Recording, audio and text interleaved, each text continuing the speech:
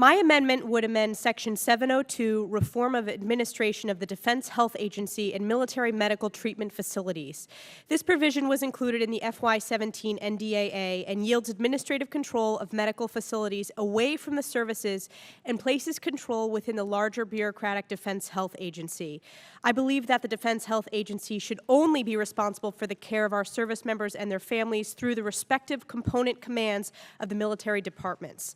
I am the proud representative of the North Country in New York, where the Fort Drum Regional Health Planning Organization works with local hospitals to provide health care to our service members and their families. Fort Drum is one of the only military installations without a hospital on post. Instead, we have an incredible healthcare ecosystem where the base partners with civilian hospitals. This unique healthcare model at Fort Drum is mutually beneficial to the soldiers and their families and the surrounding community. This model gives Fort Drum soldiers, family members, veterans, and civilian community members greater flexibility in choice of provider and greater access to a wide range of high-quality medical resources.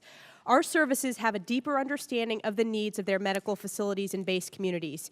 Because they are more closely connected to and involved with the service members, their families, and the needs of the installation, and can offer more adjustable responses, they can best manage readiness requirements and best ensure access to quality and timely health care. I am concerned that Section 702 of the MARC could limit the unique healthcare model at Fort Drum and has the potential to limit its successful application to other military communities across the nation. I want to caution us from applying an administrative one-size-fits-all solution to the dynamic communities that provide medical care to our service members, their families, and our communities. In my district, I personally have watched the Defense Health Agency struggle to resolve an ongoing issue with TRICARE reimbursement discrepancies at the Carthage Area Hospital for upwards of $10 million. For a rural hospital, that is significant. For over a year, we have worked with the Defense Health Agency, and we are still waiting for answers on their errors in calculation of reimbursements. And there has been little to no transparency in this process. I am gravely concerned about yielding more control to DHA with a plan that intends to potentially reduce administrative staff across the services, and without a plan on how to transfer of control would affect our service members and their loved ones. Our service members risk their lives, and we should not risk the quality of care they or their families receive. We must ensure that the medical facilities in my district and in other districts across this country are able to operate despite a centralized DHA administrative model. I'm concerned that this model does not properly account for unique models like we have at Fort Drum. I look forward to reviewing the next report on Section 702 of the FY17 NDAA, expected on June 30th, and the final report on March 1st, 2018. And I will continue to closely monitor this transfer as it affects the Fort Drum community.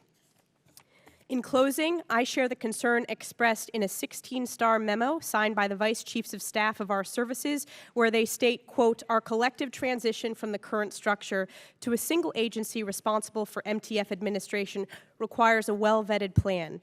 I also agree with their statement, quote, "Any change should be executed with a complete understanding by the services of any impact to the readiness of medical personnel and units supporting the joint force." I encourage the Department of Defense, and specifically the Defense Health Agency, to continue researching how they can improve care and reduce costs, but I believe we can do this while still allowing the services to control all aspects of their facilities. I believe we can develop a model that allows the Fort Drum Regional Health Planning Organization to succeed and the opportunity for this successful model to spread to other communities across the nation.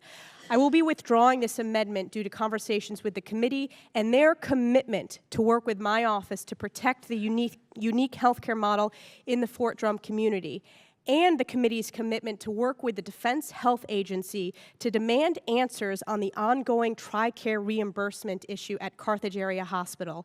With that, I withdraw my amendment, Chairman Thornberry, and I look forward to working with the committee on this issue. Thank you. I yield back.